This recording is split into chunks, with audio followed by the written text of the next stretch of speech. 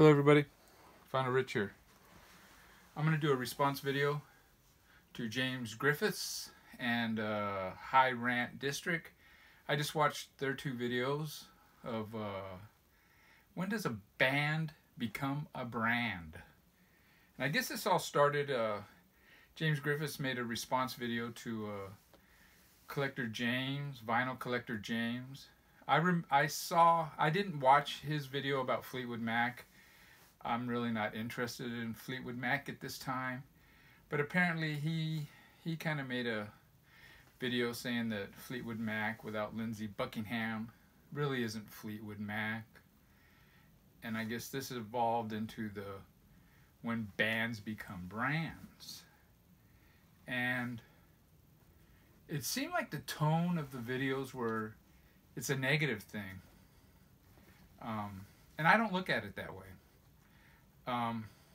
Now, when bands go on too long, do some bands go on too long?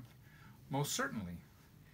But I think that's a different issue than when a band becomes a brand. Do bands change members?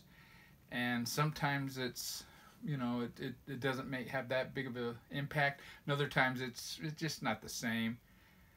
To me, that's a different issue too, of when a band becomes a brand.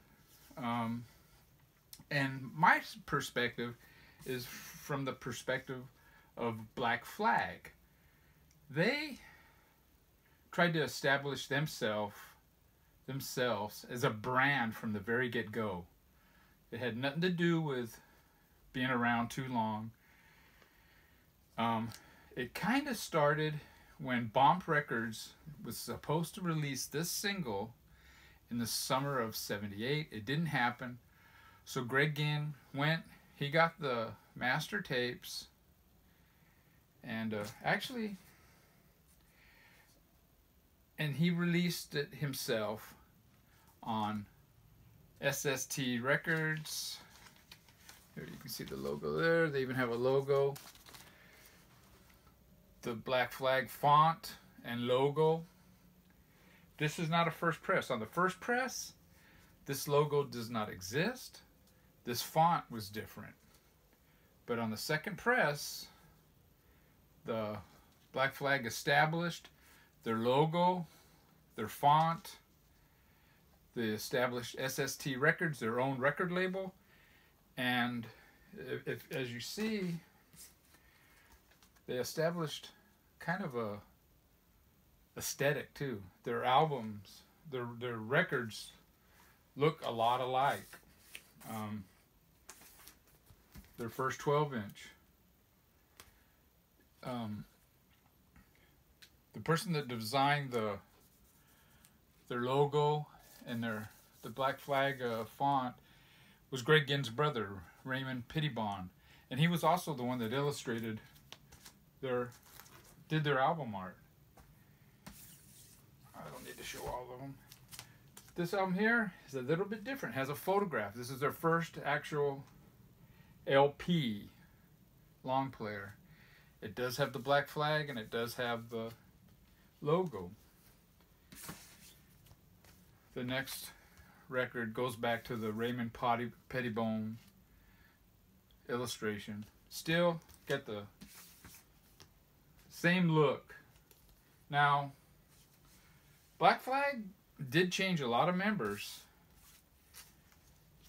but they tried to establish themselves as a brand from the very beginning, and they didn't just repeat the same thing over and over. This album here is actually a spoken word record. Family Man. This album is actually an instrumental. It's actually a jazz album. And you got this one here. Same Pettibon, Black Flag logo, and on and on. So I don't consider a band being a brand as necessarily a negative. fact, I think Black Flag was onto something. Take care.